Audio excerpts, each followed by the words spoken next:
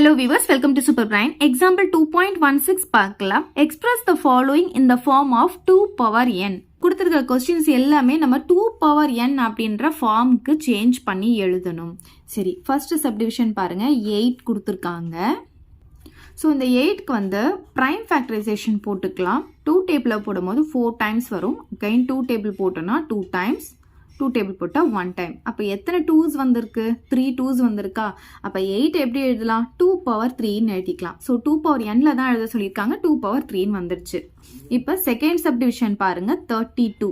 So இதுக்கும் prime factorisation போட்டுக்கலாம். 2 டேபிளில் போட்டோன்னா 1 2s are 2, பேலன்ஸ் ஒன்று வருமா? 12 வந்து 16 டைம்ஸ் போட்டுக்கலாம். அகைன் 2 டேபிள் போடும்போது 8 டைம்ஸ் வந்துடும். இப்போ 4 டைம்ஸ், 2 டைம்ஸ், 1 டைம். எத்தனை 2s வந்திருக்கு பாருங்க, 1 2 3 4 5 வந்திருக்கு. அப்போ 2 பவர் 5. அப்போ 2 பவர் nன்ற ஃபார்ம்ல நம்ம எழுதியாச்சு. தேர்ட் சப்டிவிஷன் பார்க்கலாம். 1/4 கொடுத்துருக்காங்க. நியூமரேட்டர் அப்படியே வச்சுக்கலாம். இப்போ டினோமினேட்டர் 4க்கு வந்து ப்ரைம் ஃபேக்டரைசேஷன் போட்டோம்னா நமக்கு என்ன கிடைக்கும்? 2 பவர் 2 அப்படின்ட்டு கிடைக்கும்.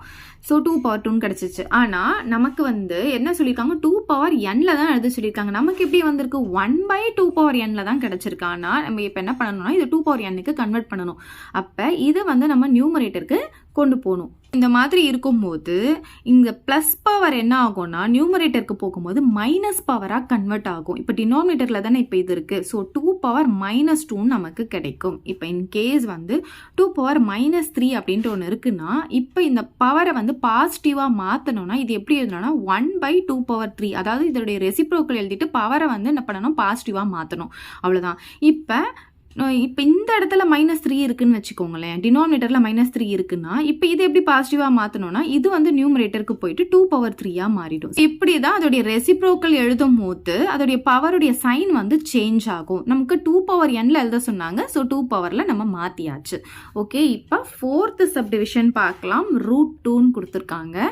ஸோ இது எப்படி சொல்லணும்னா ஸ்கொயர் ரூட் அப்படின்னு சொல்லலாம். இதை எப்படி எழுத முடியும் அப்படின்னு பார்த்தீங்கன்னா இந்த இடத்துல வந்து 2 இருக்கு அப்படின்னு அர்த்தம். இங்கே இருக்கிற நம்பர் நம்ம என்ன சொல்லுவோம்னா ரூட் இண்டெக்ஸ் அப்படின்னு சொல்லுவோம். நார்மலாக ஸ்கொயர் ரூட்டுக்கு வந்து நம்ம இங்கே 2 போடவே தேவையில்லை. ஸோ இங்கே வந்து வெறும் இப்படி சிம்பிள் இருந்தாவே அங்கே வந்து ஸ்கொயர் ரூட்டு தான் அர்த்தம். அதுவே இன்கேஸ் இப்போ வந்து இந்த இடத்துல 3 இருக்குது அப்படின்னா இது பேர் கியூப் ரூட் அப்படின்னு சொல்லுவோம். இது எப்படி எழுதலாம்னா 2 பவர் 1/3 அப்படின்னு எழுதலாம். இந்த 3 வந்து ரெசிப்ரோக்கல்ல எழுதணும் பவரில் எழுதும் போது, இந்த கியூப் ரூட்டை கேன்சல் பண்ணும்போது. இப்போ இன்கேஸ் இங்கே எதுவுமே கொடுக்கல அப்படின்னு சொன்னாங்கன்னா இப்போ இந்த இடத்துல 4 இருக்குது இல்லை 5 இருக்குன்னு வச்சுக்கோங்க. இப்போ இங்கே எதுவுமே கொடுக்கலன்னா இங்கே 2 இருக்குன்னு அர்த்தம். ஸோ இதை எப்படி எழுத முடியும்? 5 பவர் 1/2ன்னு எழுதிக்கலாம். ஸோ இங்கே என்ன நம்பர் இருக்கோ அது வந்து பவரில் 1/2ன்னு வந்துடும். இப்போ எதுவுமே கொடுக்கலனாலும் அங்கே 2 இருக்கிறதா தான் அர்த்தம். அப்போ 1/2ன்னு வந்துடும். இப்போ இன்கேஸ் இந்த இடத்துல வந்து 4 இருக்குன்னு வச்சுக்கோங்க. அப்போ இது எப்படி எழுதலாம்? 7 பவர் 1/4 அப்படின்னு எழுதிக்கலாம். ஸோ அது மாதிரி தான் இப்போ நமக்கு வந்து ஸ்கொயர் ரூட் ஆஃப் 2 அப்படின்னு கொடுத்துருக்காங்க. அப்போ இது எப்படி எழுதலாம்? இந்த இடத்துல 2 இருக்கிறதா அர்த்தம். இப்போ பவர் 1/2 அப்படின்னு எழுதிக்கலாம். இப்போ ஃபிஃப்த் சப்டிவிஷன் பார்க்கலாம். ஸ்கொயர் ரூட் ஆஃப் 8 கொடுத்துருக்காங்க. ஃபர்ஸ்ட் இந்த 8க்கு வந்து நம்ம ப்ரைம் ஃபேக்டரைசேஷன் போட்டுக்கலாம். 4 டைம்ஸ் வந்துடும். இங்கே 2 டைம்ஸ், 1 டைம். அப்போ 2 பவர் 3 அப்படின்ட்டு கிடைக்குது. ஃபர்ஸ்ட் இந்த ஸ்கொயர் ரூட் போட்டுக்கோங்க. இது என்ன வந்திருக்கு நமக்கு? 2 பவர் 3 அப்படின்ட்டு கிடைக்குது.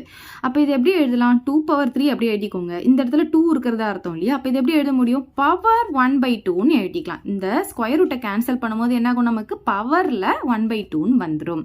பவருக்கு பவர் இருந்தால் பவர் 2 மல்டிப்ளை ஆகும். ஸோ இது ரெண்டுத்தையும் நம்ம மல்டிப்ளை பண்ண போகிறோம். அப்போ 2 பவர் 3 × 1 வந்து 3/2, 3/2 அப்படின்ட்டு நமக்கு கிடைச்சிடும். அவ்வளோதான் இந்த சம். ஏதாவது டவுட் இருந்தால் கமெண்ட் பண்ணுங்க. உங்கள் ஃப்ரெண்ட்ஸ்க்கு இந்த வீடியோ ஷேர் பண்ணுங்க. மறக்காம நம்ம சேனலை சப்ஸ்கிரைப் பண்ணிக்கோங்க. தேங்க்யூ. இந்த வீடியோ உங்களுக்கு பிடிச்சா லைக் பண்ணுங்க, ஷேர் பண்ணுங்க. இது வரைக்கும் நம்ம சேனலை சப்ஸ்கிரைப் பண்ணாதவங்க சப்ஸ்கிரைப் பண்ணிடுங்க. மறக்காம பக்கத்தில் இருக்க பெல் பட்டனையும் பிரஸ் பண்ணிடுங்க.